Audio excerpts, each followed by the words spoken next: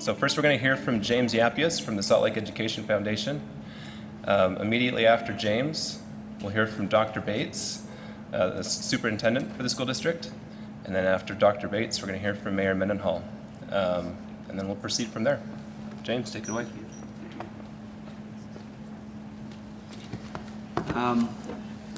Good morning and welcome. My name is James Yapias. I'm the Senior Director for the Salt Lake Education Foundation and the Development Office. And this is a great day today.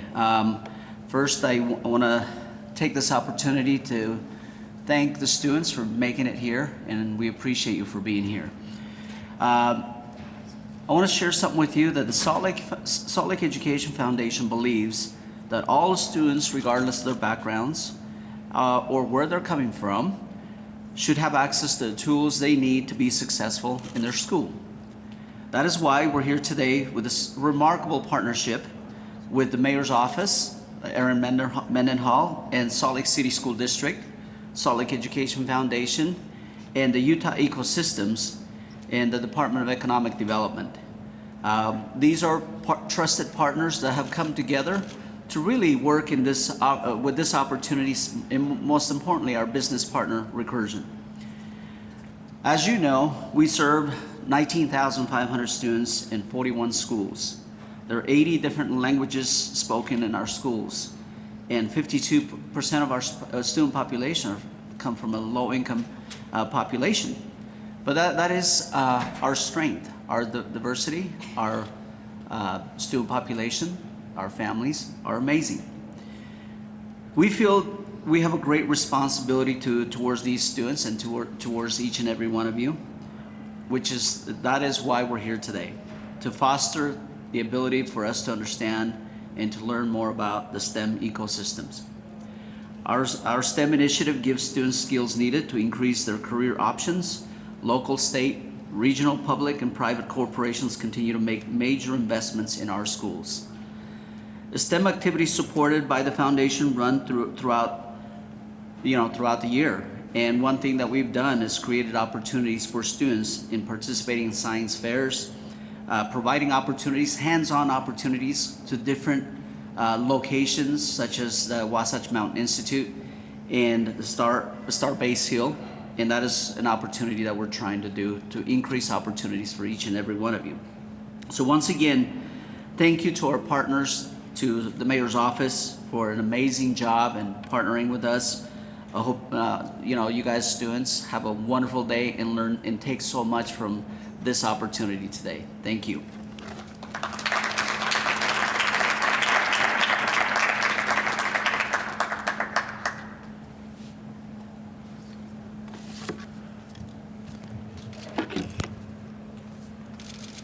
Good morning. Let's see who's here. Slicksy, raise your hands.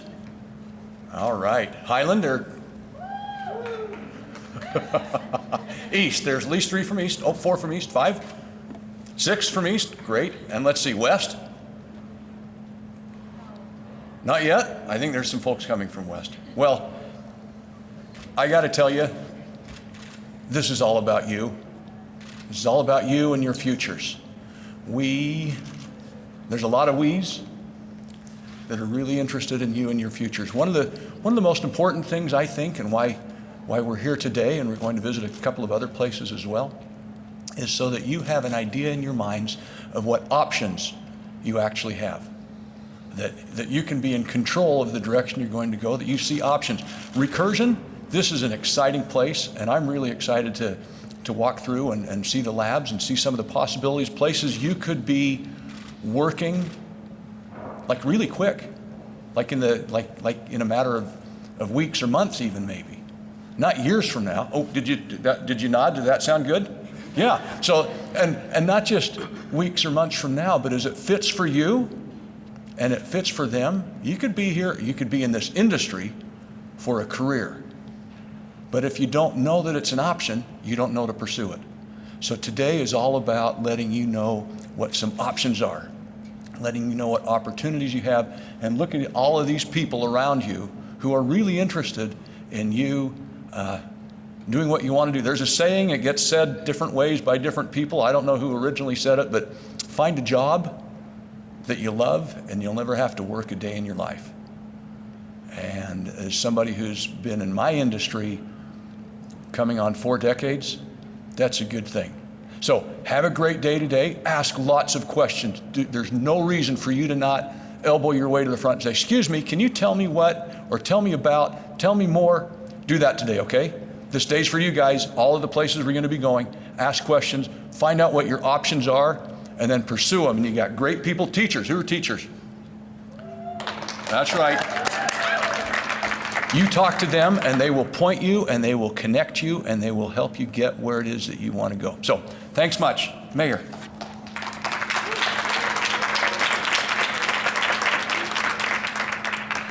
Thanks, Dr. Bates. I am so happy that you are here. I said to some of you that you're actually fulfilling a dream of mine. And I stood right over here in 2019 with a whiteboard that I drew all these pictures on about what I wanted to do if I was able to become the mayor, to connect you to places like Recursion. And you're sitting here today is the fulfillment of that, but it's really only the beginning. The healthcare innovation industry, which Recursion and bioMérieux, which you're going to tour later, are a part of, is massive in the state of Utah. It is the highest paid industry in the state. It's the fastest growing industry in the state. And it's economically resilient. So you know that we're facing inflation, there's worry about the market starting to go down. Industries like this they weather those storms better than almost any other industry. And in Salt Lake City, we have a very real divide in access to the good things, the growth, and the great jobs that are happening here, and I am done with it. We should be totally intolerant of these divides continuing. And I see it as my job, and the incredible team from Salt Lake City Economic Development, Jennifer Newell, who does our education outreach for the city, are also done with it. And that's why we put this together to start to put you in a place, not just where you can see people doing jobs that you could think about in the future, but that maybe your heart and your mind are going to connect with the feeling of what they're doing. Yes, this is a high pay industry. Yes, there's a ton of job growth happening here, but they are making innovations that are saving and are going to save millions of lives. It's phenomenal what Recursion and bioMérieux and these other companies are doing. It's healthcare impacts that are not just for the world over, but for generations to come. And that's inspiring to me. When I was a teenager, 2 things happened. A lot of things happened. But I'm going to tell you about 2. One is my father died from cancer when I was 13 years old. He had non-Hodgkin's lymphoma, and he struggled with it for a few years before we lost him. And of course, that had an impact on who I became today. And giving good handshakes is something I learned after I lost my dad, as I started to connect with other grown-ups who kind of took me in and became a mentor to me in a way. And they told me, look somebody good in the eye, give them a nice firm handshake. And it says, I respect myself and I respect you. And I thought a lot about how I wished I had my dad around. He was an innovator himself and into electronics. He was a kind of a savant with Motorola and electrical components, and he worked for those companies. But when he left, I didn't really have a mentor anymore like that. And perhaps today you have a mentor in your life, maybe you don't. And I mean it in a way beyond a parent. Somebody who sees your potential and wants to help you at any moment see the perspective of what options you have or what decisions you're making. I want you to look for somebody like that in your life. You might even meet that person today on one of these tours or at the lunch we're going to go to at the BioHive Summit. Look for somebody like that. It could be your teacher who brought you here today. The other thing I wanted to tell you about is how much exposure to experiences makes a tremendous impact. You already know that from whatever life experiences you've been through, But I was telling someone here today how when I was about 17, my mom brought me downtown for the first time. I grew up in Sandy. I went to Alta High School. And yeah, we'd like come to town for events, but we never went and just like stopped at all the shops. And she bought me coffee. I was 17. We didn't usually do that. We went to like thrift shops when Pibbs Exchange was in Sugar House. I saw these cute houses, and we went into like places that don't exist in Sandy. And I said to myself, I want to live here. These are my people. So 2 days after I graduated from high school, I moved down to 9th and lived in a basement with 2 of my friends. And then I kept doing that until I became the mayor. There's a little few things in between. That one afternoon, out experiencing and like feeling a place, I didn't even meet a single person and exchange a name. It wasn't that I had a new friend, but I felt my sense of belonging in a place that I'd never been. That's my other hope for you today, that something lights up in you with a person you talk to or a team who you're going to hear from, someone you sit by who's in the industry, one of the scientists you're going to meet. I hope you resonate in some way, either with the big picture of healthcare progress that they are helping make here, or individually. But we want you here. We want you to find a way to thrive in Salt Lake City. We want you to make connections to really good jobs that, as Dr. Bates said, don't feel like work because you feel so passionate about what you're doing. And it's your city's job to help you make those connections. We take you so seriously. And the last thing I'll ask is that whatever you learn today about these jobs in this industry, that you tell more people about it. Maybe even your parents or brothers or sisters or family members.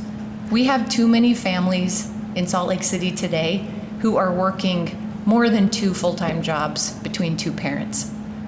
I know we do. Probably in this room, we have families who are working more than they should be to make ends meet.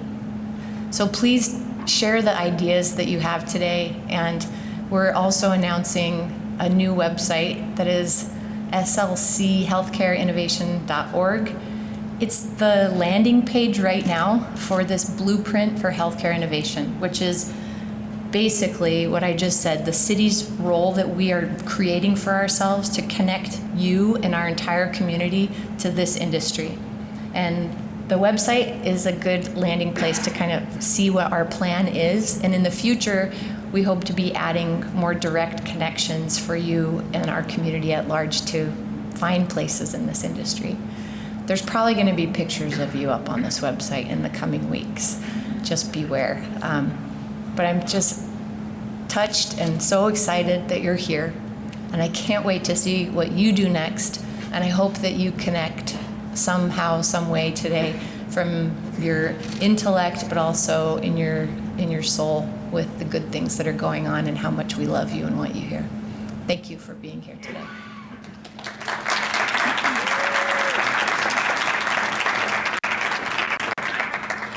Thank you, Mayor Mendenhall, and thank you all for being here. My name is Ryan Kelly. I am the Chief Communications Officer here at Recursion. We are honored to have you as our guests today, truly. So I'm a little bit nervous about public speaking, so can I just get a good morning from y'all to make sure you're alive? Good morning.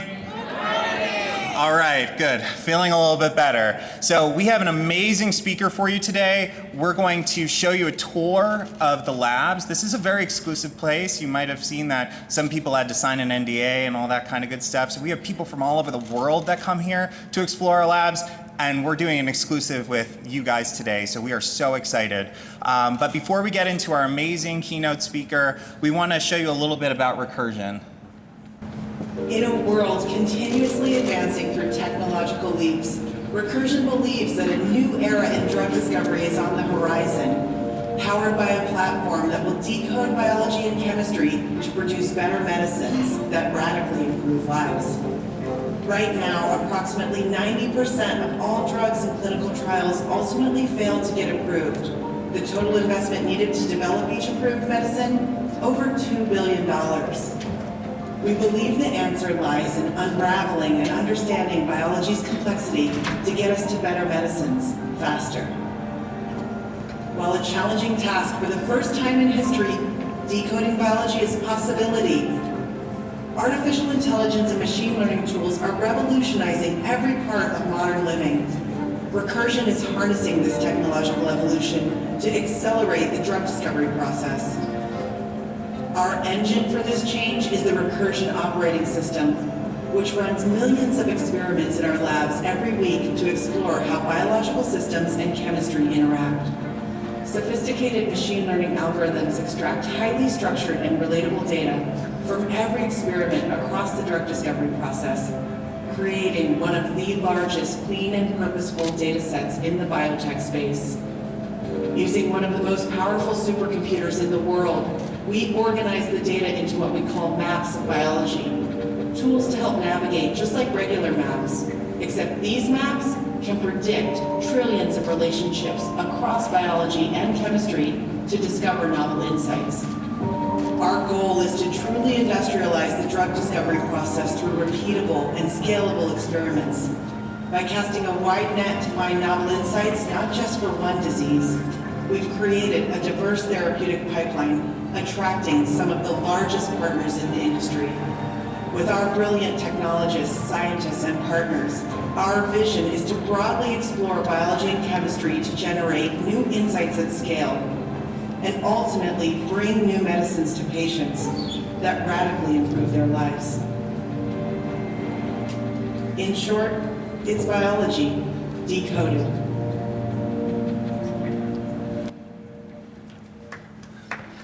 All right. So I'm hoping you got all that, because now we're going to pass out a test. No, I'm just kidding. I'm just kidding. Just kidding. There are no tests today, I don't think, or at least not for Recursion today. But what we do have is an amazing speaker that's super inspiring. I'm so proud to bring up Dr. Atim Enyenihi to speak. So please give her a great round of applause.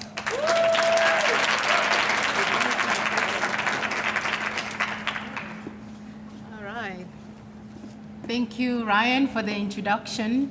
Good morning, everybody, and welcome to Recursion. We are very happy to have you with us. So what I'm going to do today is to tell you a bit more about Recursion, my journey to Recursion, and my role here. And I'm going to leave time so you can ask me questions.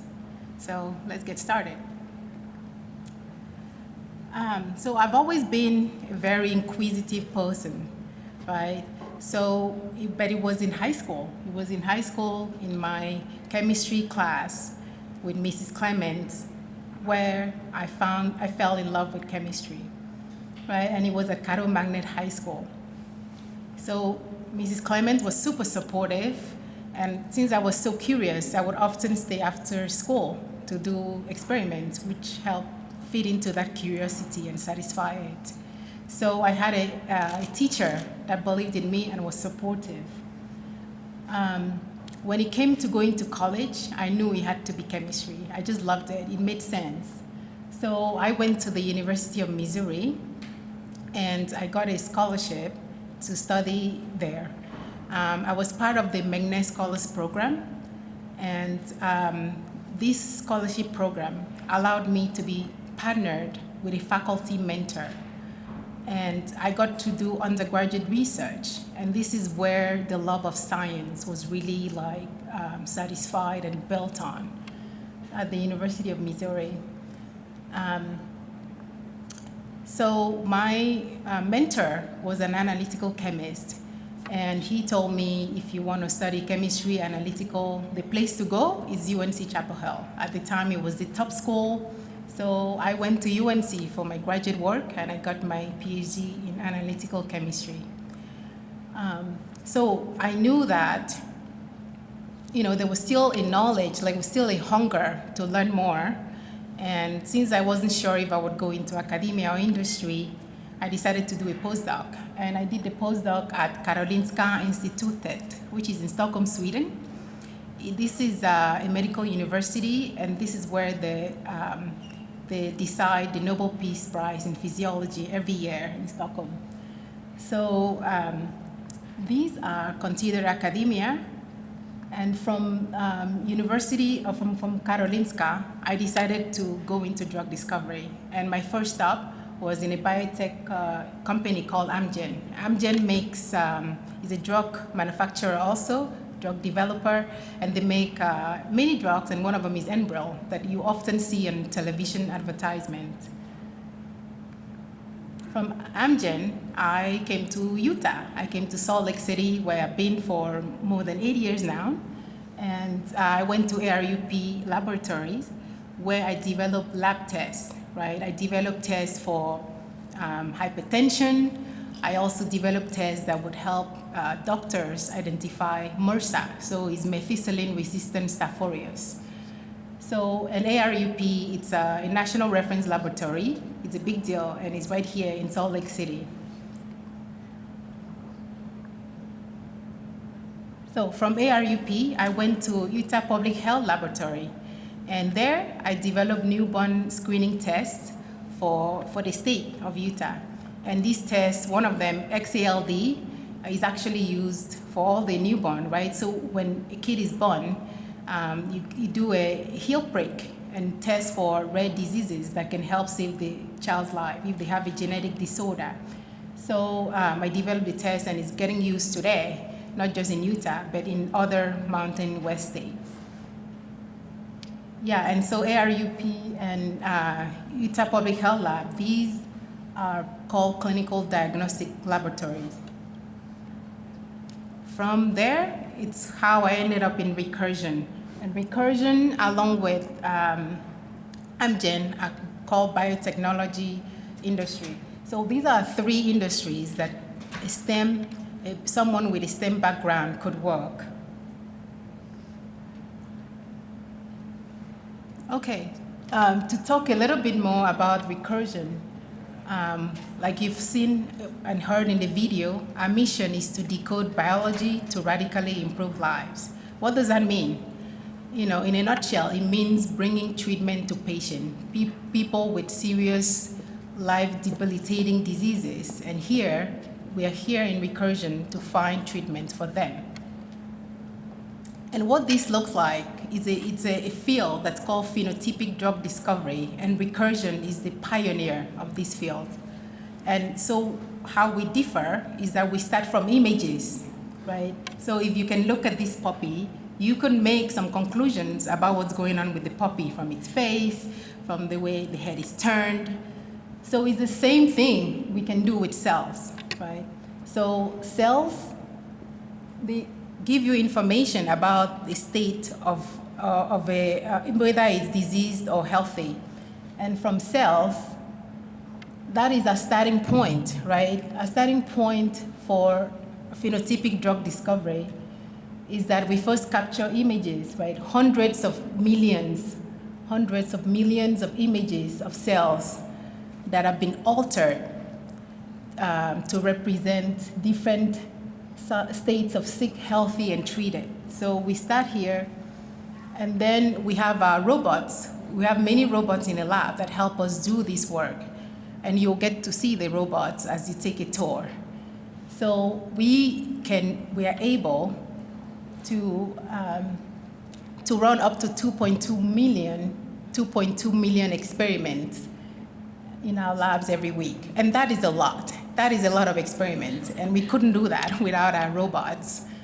So machine learning algorithms then extract highly structured and relatable data from the images that result in 19 petabytes of data. And if you've never heard of the word petabytes, it means 1 million gigabytes.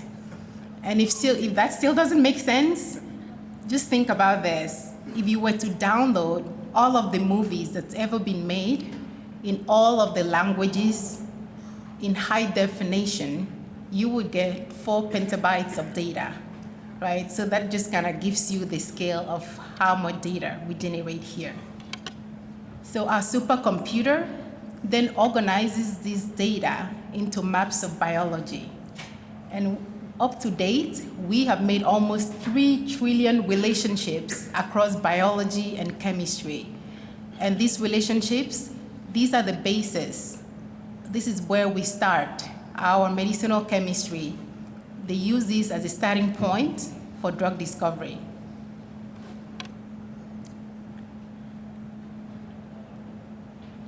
So what does it take to do this work?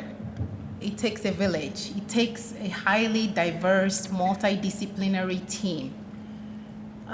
So Recursion has about 500 employees in our site here in Salt Lake City, also in Canada and Milpitas, California. 42% of Recursionauts, as we call ourselves, hold an advanced degree. And 3/4 of the people here are either in life science or technology. That's a lot. So, and the rest are in strategic operations. We have a commitment in Recursion to reach a 50-50 female-male by 2030. Now we are at 45-53. So we want representation here at Recursion. If you look over there, the person in white is me. And years ago, before joining Recursion, I was sitting right there on the super stairs listening at an event that was hosted here in Recursion. So I hope you come back, I hope I'll be seeing you here in the future. So what is my role here? I'm gonna give you a high level, talk on what my role is as an analytical chemist. So before that, let's step back and talk about the field of chemistry. It's a big field. It composes of many divisions, and that includes physical, right? It's like physical chemistry, inorganic, computational, biochemistry, and analytical. These are like branches of chemistry. Within each branch, you have a lot of opportunities for jobs, for career. I took the analytical chemistry path. So what do analytical chemists do, right? So they basically answer 2 fundamental questions. What is it and how much is it? So what is it in terms of qualitative analysis? How much is there in terms of quantitative analysis? So analytical chemists, they use their knowledge of chemistry, of computers, of statistics to solve problems almost in all areas of chemistry, and that includes all the industries. And I said all the industries. So this is a big field that has a lot of opportunities. So just to dig in a little bit deeper and tell you where analytical chemistry is used. It's used in assuring safety and quality of food, pharmaceuticals, and water. Here at Recursion, we're using it for pharmaceutical. And also, it's used in helping physicians diagnose diseases. That's the role I played in ARUP and UPHL in clinical diagnostic lab. And it's also used to assure compliance with environmental and other regulations. It's used also in supporting the legal process in terms of forensics and in aerospace industry. So as you can see, there are a lot of options available for a career, not only in analytical chemistry, but in chemistry and in STEM as a whole. So you are doing the right thing by being here, right? For being curious and coming to learn about the opportunities available for you. And all of these are options that await. And I hope to see you back here at Recursion or elsewhere in STEM. So welcome, and I will then take questions if you have any. I've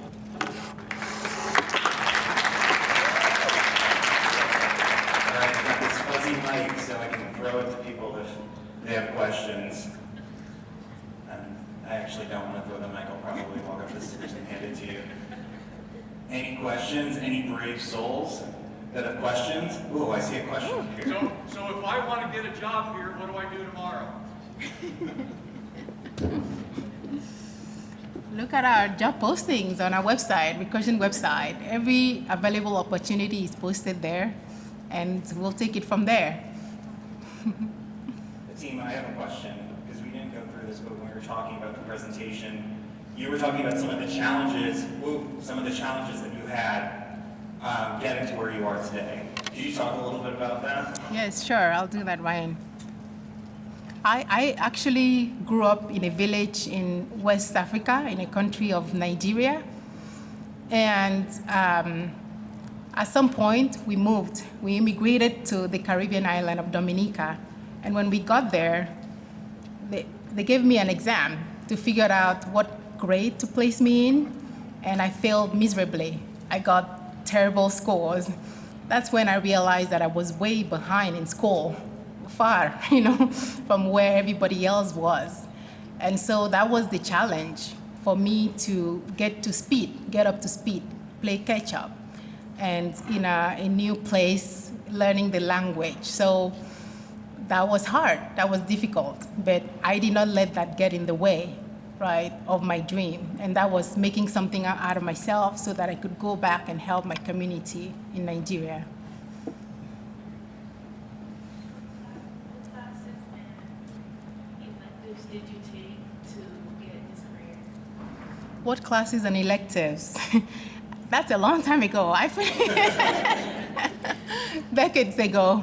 But I'll just say that when you start college, all of this would already be done. Once you declare a major, there is a path, that it's already outlined for you. So that's not an issue. But I just want to say that not only did I study chemistry, I also studied Spanish, right? So just don't let someone put you in a box, right? You can be art and science lover at the same time, right?